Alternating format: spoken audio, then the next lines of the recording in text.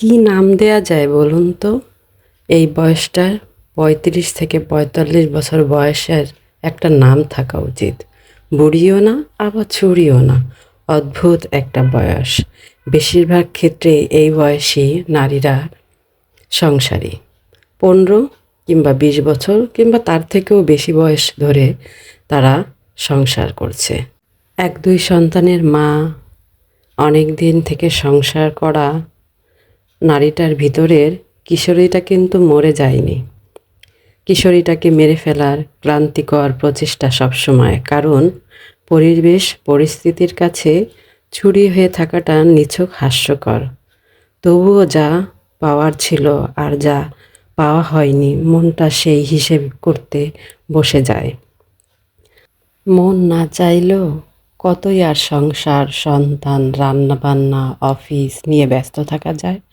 ৪০ পেরোনো মেয়েরা একটা কঠিন রোগে ভোগে। কারণে অকারণে পুরনো দিনের কথা মনে পড়ে যায়। মনে পড়ে যায় শৈশব, তারুণ্যের চঞ্চল মন, স্কুল, কলেজ, বান্ধবীদের সাথে আড্ডা। দিন শেষে আয়নার সামনে দাঁড়ানো বড় অসুন্দর লাগে নিজেকে। আয়নার সামনে দাঁড়িয়ে নিজেকে দেখে সেই আগের নিজেকে খোঁজে। বড় অসুন্দর লাগে নিজেকে। চুল পড়ে গেছে অর্ধেক, মুখে বলিরেখার দাগ। বয়সের ছাপও নেই, আবার সেই তারুণ্যের ছোঁয়াটাও নেই। কেমন একটা অদ্ভুত, সেই অদ্ভুত ভাবনা ভাবতে ভাবতে আবার সে ফিরে যায় তার সংসার জীবনে। আবার সন্তান, সংসার নিয়ে ব্যস্ত থাকার চেষ্টা করে। অদ্ভুত একটা দোটানায় ভোগে সে।